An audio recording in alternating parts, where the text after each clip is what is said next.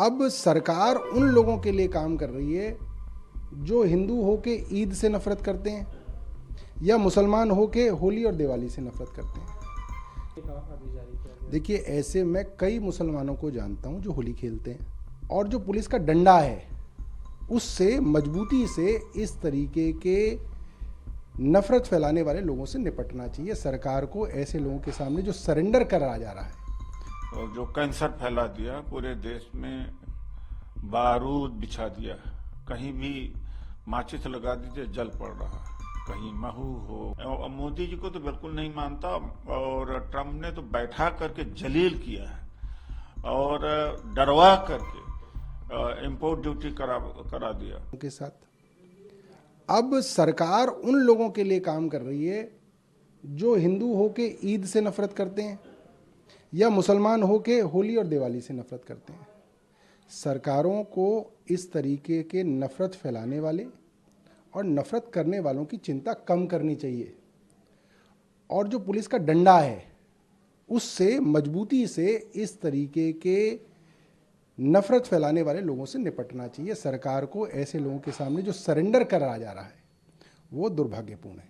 अभी इतिहास को लेकर कुछ सवाल खड़े हो रहे हैं। संभल जो बीते दिनों में देखा टकराव की स्थिति में था, योगी आदित्यनाथ ने कहा है कि ये संभल में 5000 साल पुराना हिंदुओं का इतिहास है। संभल में ही जो कहा जा रहा है कि कल्कि अवतार होगा विष्णु का, वो भी वहीं पे होना है। तो संभल की पहचान अभी कुछ और है, लेकिन असली पहचान कुछ और है। देखिए, योगी आदित्यनाथ को हिंदुस्तान का ही इतिहास नहीं पता। आप संभल की क्या बात कर रहे हैं, आप अयोध्या की क्या बात कर रहे हैं? पूरा भारत देश पहले हिंदुओं का देश था, तो भारत के कण कण में हिंदुओं का इतिहास है। आप सिर्फ संभल में ही क्यों हिंदुओं का इतिहास देख रहे हैं? भारत के कण कण में हिंदुओं का इतिहास है। तो उसके लिए आपके पास क्या नीति है? पूरा भारत आप खोदना चाहते हैं, तो आप बताइए करना क्या चाहते हैं, आप ये बताइए।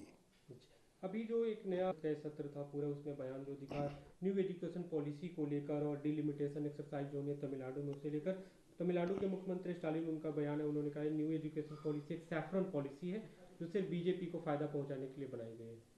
देखिए, ये बड़ा दुर्भाग्य है कि केंद्र सरकार जो भी कदम उठा रही है सिर्फ और सिर्फ गलत नहीं कह रही ममता बनर्जी ने। ये हर जगह जो कैंसर फैला दिया पूरे देश में, बारूद बिछा दिया, कहीं भी माचिस लगा दीजिए जल पड़ रहा, कहीं महू हो, कहीं संभल हो, कहीं भी ऐसी मानसिकता पैदा हो गई है। यहाँ तक मैं देखा सोशल मीडिया में, अगर गैर हिंदू कोई आर्टिस्ट है, कोई नेता है या कोई व्यक्ति है, तो ये लिखते हैं कि सलमान को, मुसलमान को तो लाइक करते हो, एक बार हिंदू को भी लाइक कर दो।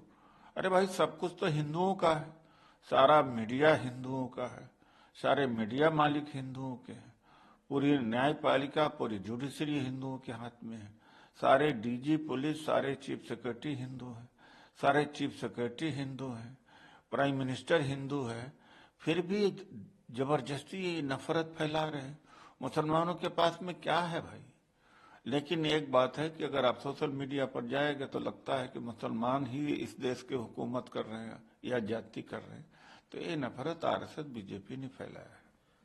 महात्मा गांधी के जो पड़पोते हैं तुषार गांधी, उन्होंने ये कहा कि इस देश की आत्मा के अंदर कैंसर का इफेक्ट फैल गया है, और ये इफेक्ट फैलाने वाली, इस तरीके की चीजें करने वाली आरएसएस और बीजेपी है, संघ परिवार है, जिसने इस देश में ये चीजें फैला दी। बिल्कुल मैं सहमत हूँ। और जो कैंसर से बचने वाले हैं इन्हीं के परिवार के लोग हैं।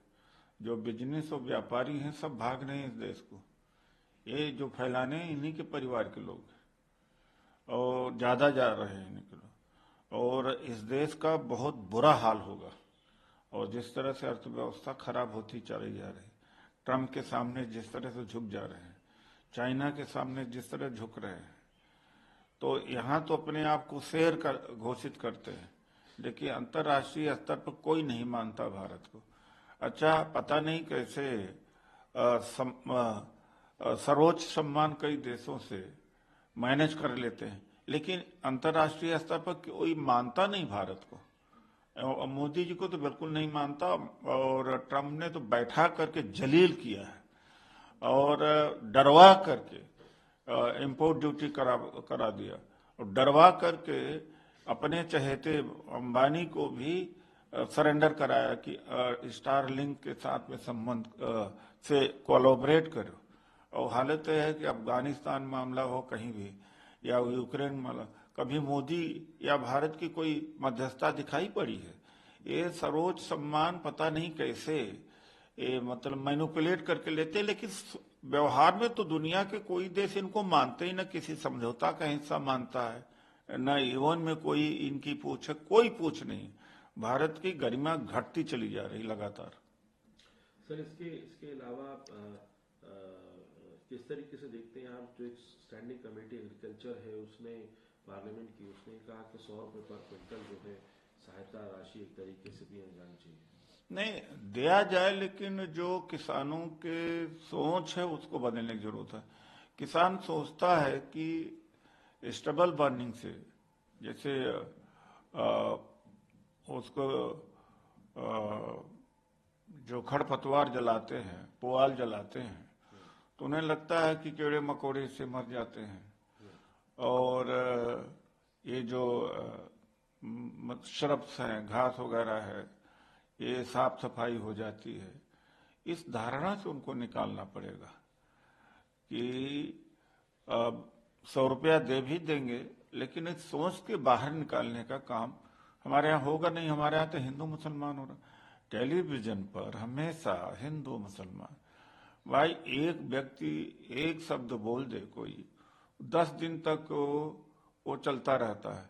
किसानों की या किसानी या एग्रीकल्चर का कितना खबर टेलीविजन पर है, या तो मजदूरों की समस्याओं के ऊपर कितनी खबर है, टेक्नोलॉजी का क्या असर है, यही क्या उसकी कोई खबर होती है, विज्ञान की कोई खबर होती, केवल राजनीति की ही खबर होती, वो भी राजनीति जो हिंदू मुसलमान की राजनीति। तो मीडिया बहुत हद तक जिम्मेदार है, जिसकी जिम्मेदारी थी ट्रेनिंग करना या माइंड सेट तैयार करना, वो गलत दिशा में कर रही है।